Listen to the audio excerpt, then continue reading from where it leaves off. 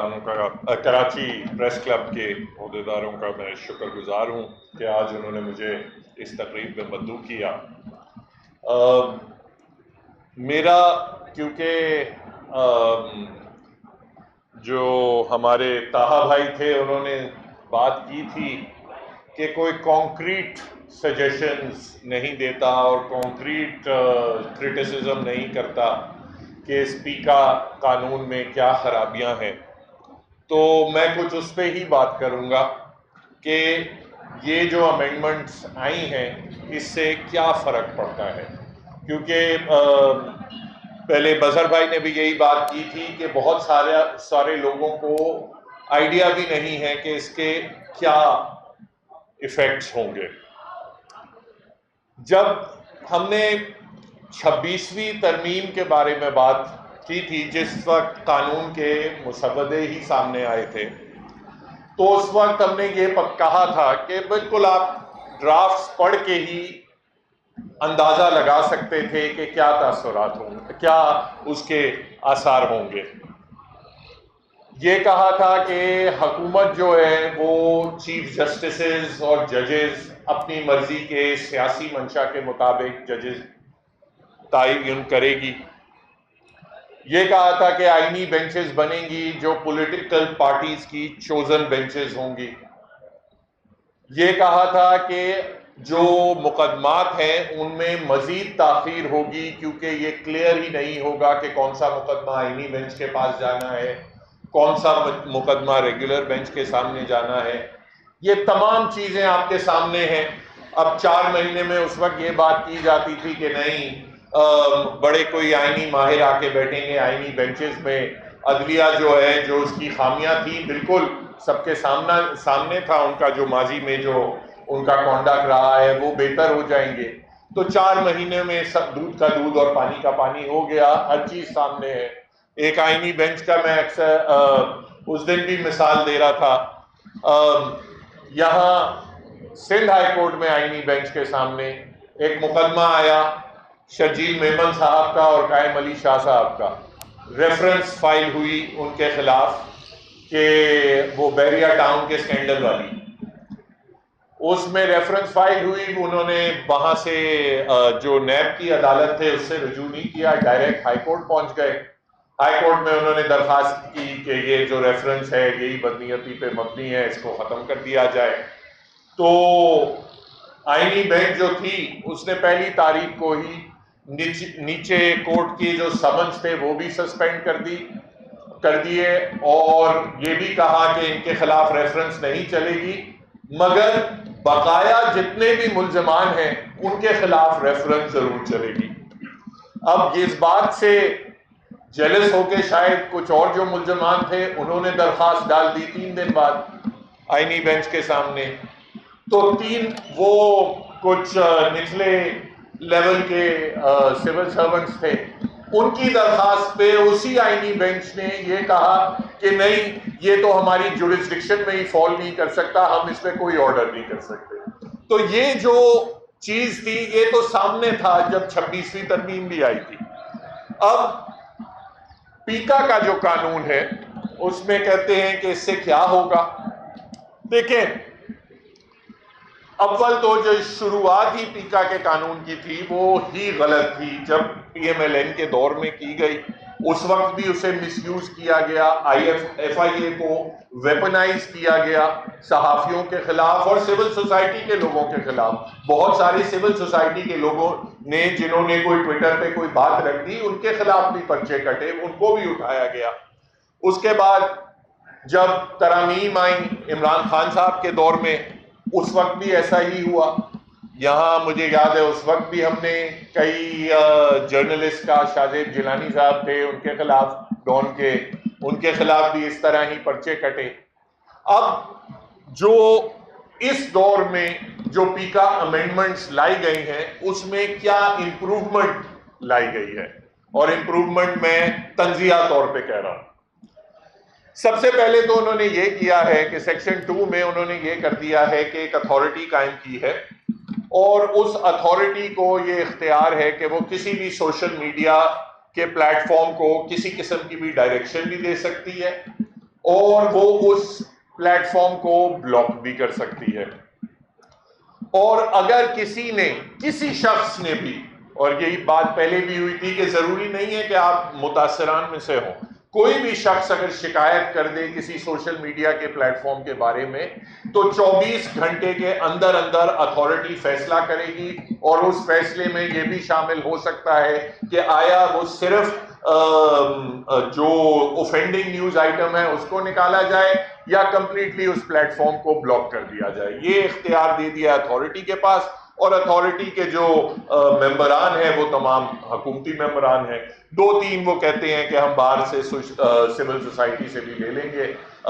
صحافی تنظیموں سے لے لیں گے، باقی سارے جو اکثریت ہے وہ حکومتی ہیں. تیسری چیز انہوں نے یہ کی ہے کہ وہ کہتے ہیں کہ اگر کسی نے فیک نیوز دی تو تب بھی ہم بند کر سکتے ہیں social media plate form,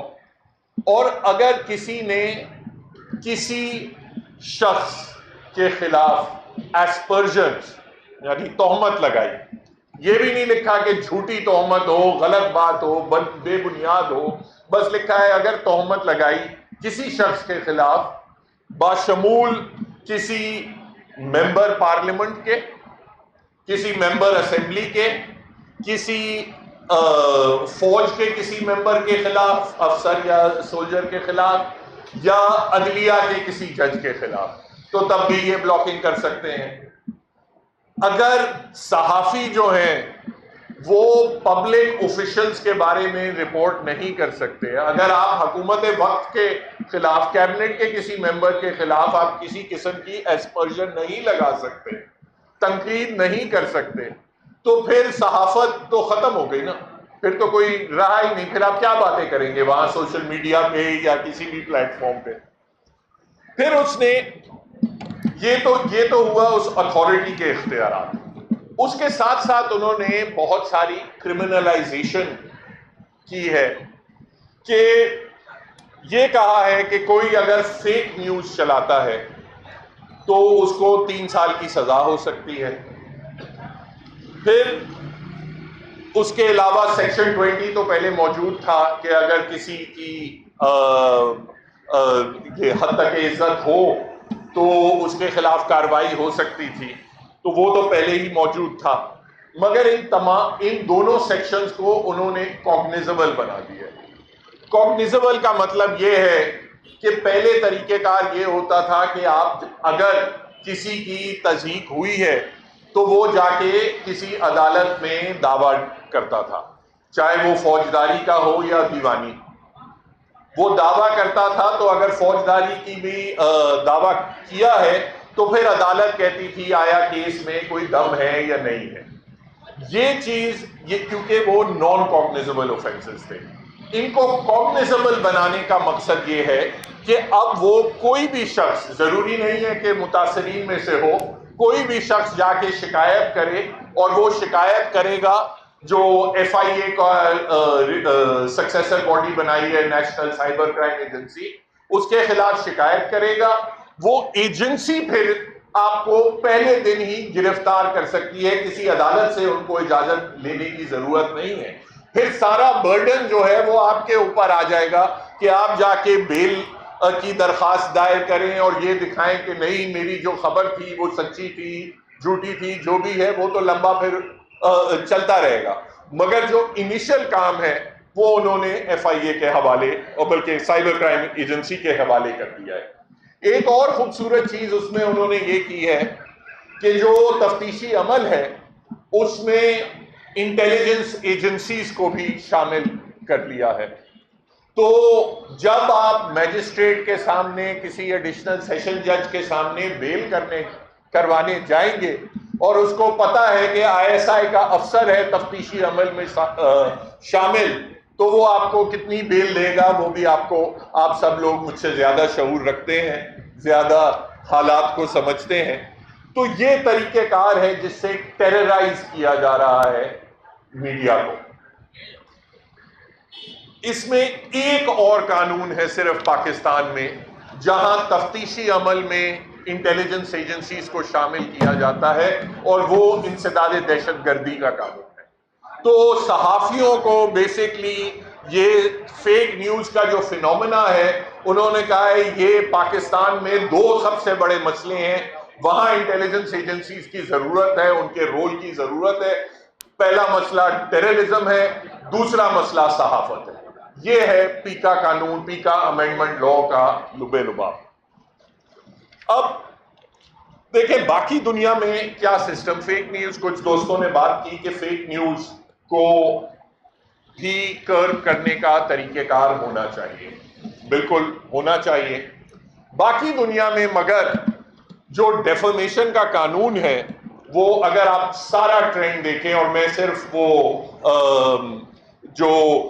western countries ہیں ان کی بات نہیں کر رہا، ساؤتھ امریکہ میں، افریقہ میں، جو تمام ملکوں میں جو ٹرینڈ ہے وہ یہ ہے کہ ڈیفامیشن کا جو قانون ہے اس کو ڈی کرمنلائز کیا جاتا ہے۔ اس میں اگر آپ نے دعویٰ کرنا ہو کہ کسی نے تضحیک کی ہے، حتی کہ عزت کی ہے، تو آپ اس کے خلاف سول مقدمہ دائر کرتے ہیں۔ اگر آپ کامیاب ہو جائیں تو پھر آپ کو ہرجانہ ملتا ہے۔ یہ نہیں ہوتا کہ آپ کو اٹھا کے کوئی افسر جو ہے وہ جیل میں پھینک دے، اور اس کا صرف مقصد یہ ہے، ایک بیلنس رکھنا ہوتا ہے۔ دیکھیں کوئی بھی چاہتا تو نہیں ہے کہ فیک نیوز ہو، مگر اگر کسی بھی صحافی کو، اور کوئی صحافی ایسا نہیں ہے یہاں بیٹھا ہوا جو کہہ سکے کہ میری 100% جتنی بھی میں نے سٹوریز کی ہیں 100% ایکیوریٹ ہے۔ ہم بھی وکیل ہیں، ہمارے بھی مشورے غلط ہو جاتے ہیں، مگر اگر ہمیں یہ پتا ہو کہ جس دن میری کوئی خبر غلط نکلی تو صرف یہ نہیں ہے کہ مجھے ایڈیٹر صاحب سے تنبیہ ہوگی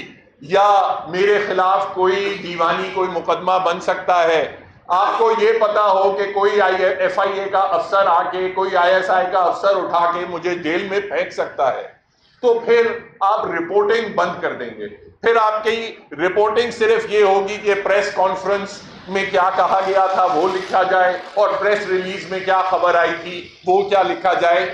ہر قسم کی جو انویسٹیگیٹو جرنلزم ہے وہ تو ختم ہو جائے گی۔ اب جو پاکستان کا، میں نے کہا کہ دنیا بھر میں ٹرینڈ ہے ڈی کرمنلائزیشن کا، پاکستان میں جو ڈیفامیشن کا لا ہے، سول ڈیفامیشن بھی ہے، کرمنل ڈیفامیشن بھی ہے، کیونکہ ہمارا جو قانون ہے تعزیرات پاکستان 1860 کا تھا، اس وقت سوچ کچھ اور ہوتی تھی، فریڈم آف، اور تھا بھی کلونیل دور، تو فریڈم آف ایکسپریشن کی تھنکنگ کچھ اور ہوتی تھی، مگر جو 1860 کا بھی قانون ہے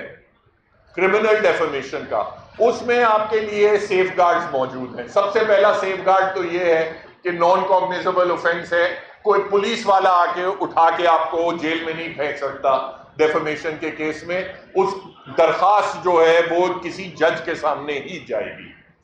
وہ سیف گارڈ اس 2005 کے قانون میں تو ہٹا دیا گیا۔ اس کے علاوہ 1860 کا جو ڈیفامیشن کا لا ہے اس میں 5 پروٹیکشنز کم سے کم، اور بھی ہے، ٹوٹل تو 10 ہے مگر 5 ہے ریلیونٹ آپ لوگوں کے لیے۔ وہ یہ ہے کہ اگر خبر ڈیفامیٹری خبر اگر وہ مفاد عامہ کے لیے کی گئی ہو تو وہ ایک ایکسیپشن ہے، اس پہ پھر کرمنل پروسیڈنگز نہیں ہو سکتی۔ دوسری یہ ہے کہ اگر خبر میں پبلک سرونٹس کے خلاف تنقید ہے تو وہ بھی ایکشنبل نہیں ہے۔ تیسری ایکسیپشن یہ ہے کہ اگر کسی شخص کے پبلک کانڈکٹ کے بارے میں خبر ہے وہ بھی ایکشنبل نہیں ہے، وہاں بھی استثناء حاصل ہے۔ چوتھی یہ ہے کہ اگر کسی عدالتی فیصلے کے بارے میں تنقید کی جائے تو وہ بھی پروٹیکٹڈ ہے۔ اور پانچویں یہ ہے کہ اگر وہ خبر نیک نیتی پہ مبنی ہو، بد نیتی پہ نہیں ہو، تو وہاں بھی آپ کو استثناء حاصل ہے۔ یہ تمام ایگزیمپشنز جو ہیں یہ پیکا کے قانون میں نہیں ہیں۔ وہاں ایف آئی اے آپ کو اٹھا کے اندر کر سکتا ہے، اور آپ پھر کورٹ کے سامنے آپ لڑتے رہیں کہ نہیں میری خبر تو سچی تھی۔ وہ پروسیس تو نیچرلی سول کرمنل ٹرائلز کا آپ کو پتا ہے کتنے سال لگتے ہیں۔ مقصد یہ ہے کہ، اور میں نہیں سمجھتا آج گورنمنٹ یہ نہیں ہے کہ فوری طور پہ اس کو عمل میں لے آئے گی، مقصد یہ ہے کہ تلوار لٹکی رہے، اور جب وہ چاہیں، جب کوئی صحافی یا کوئی سول سوسائٹی کا، اور یہ بھی بات صحیح ہے کہ وہ صرف صحافیوں پہ نہیں لگتی اور نہ ہی صرف سوشل میڈیا پہ لگتی ہے، جو خبر سوشل میڈیا پہ آ جائے، میری یہ تقریر اگر سوشل میڈیا پہ آ گئی تو میں اس قانون کی زد میں آ گیا۔ کسی صحافی کا کچھ بھی لکھا ہوا کسی بھی سوشل میڈیا پلیٹ فارم پہ آ گیا تو وہ اس قانون کی زد میں آ گیا۔ اور اس کے بعد حکومت جب چاہے جتنے لوگوں کو، اور یہ حالیہ دنوں میں ہوا ہے، الیکشن سے پہلے جب قاضی فائز عیسیٰ صاحب نے وہ بلے والا فیصلہ دے دیا تھا تو 120 ایف آئی اے کے پاس انکوائری شروع ہوئی، 120 ایف آئی اے کے پاس انکوائری شروع ہوئی، سارے صحافیوں کو دنیا پورے پاکستان میں اور نان پولیٹیشنز کو بھی نوٹسز دیے گئے، ایک اٹھایا صرف ایک کو گیا، اسد طور کو، باقیوں کو صرف میسج دینا، اور جن لوگوں کو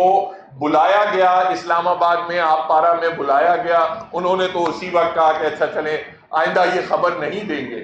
تو اس طریقے سے آپ کی جو جمہوریت ہے اس کو تباہ کیا جا رہا ہے۔ دیکھیں یہاں یہ جو 3 ٹاپکس ہیں، سیاست کی آزادی، عدلیہ کی آزادی، صحافت کی آزادی، یہی 3 تو ستون ہیں جمہوریت کے۔ اس کے علاوہ جمہوریت الیکشنز کا تو نام نہیں ہے۔ جمہوریت صرف کسی ملک میں آپ لکھ دیں peoples democratic republic of Korea تو وہاں نارتھ کوریا جمہوریت تو نہیں بن جاتی۔ الیکشنز تو اسٹالن بھی کراتا تھا، ہٹلر بھی کراتا تھا، بونڈسٹاگ جو ہوتی تھی ہٹلر کے دور میں بھی ہوتی تھی۔ صرف ایک پارلیمان ہونا جمہوریت تو نہیں ہے۔ جمہوریت اس چیز کا نام ہے کہ آپ کے پاس ایک آزاد عدلیہ ہو،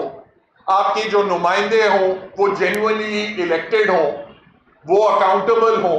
آپ کی جو میڈیا ہے وہ آزاد ہو، لوگوں کو آزادی اظہار رائے کا حق ہو۔ ان 3 چیزوں کے بغیر تو جمہوریت ہے ہی نہیں۔ اور اسی لیے میں جو ناصر منصور صاحب نے بات کی تھی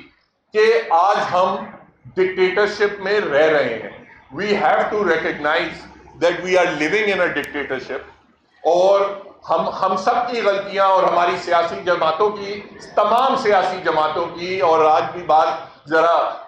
آگے پیچھے 2 ڈیفرنٹ رائے بھی آئیں، مگر تمام سیاسی جماعتیں اس کی رسپانسبل ہیں کہ وہ تالیاں بجاتی رہیں جب وہ گریجول ایروژن، اور یہ 2 سال کی بات نہیں ہے، یہ 4 سال کی بات نہیں ہے، کم سے کم 10 سال کی بات ہے، مگر آج وہ وقت یہ آ گیا ہے کہ پاکستان، اور یہ میں نہیں کہہ رہا، اگر آپ دیکھیں ورلڈ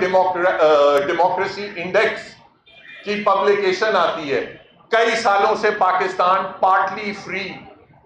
میں کیٹیگرائز ہو رہا تھا، اب ہم اتھارٹیرین میں کیٹیگرائز ہو رہے ہیں، اب ہمارا بھی شمار جو ہے وہ نارتھ کوریا جیسے ملکوں کے ساتھ ہو گیا ہے۔ تو یہ وقت آ چکا ہے کہ ہم سب کو اکٹھے ہو کے ان تمام ایشوز کو جوائنٹلی ٹیکل کرنا ہے، ورنہ ہم اسی طرح غلامی میں رہتے ہیں۔ شکریہ۔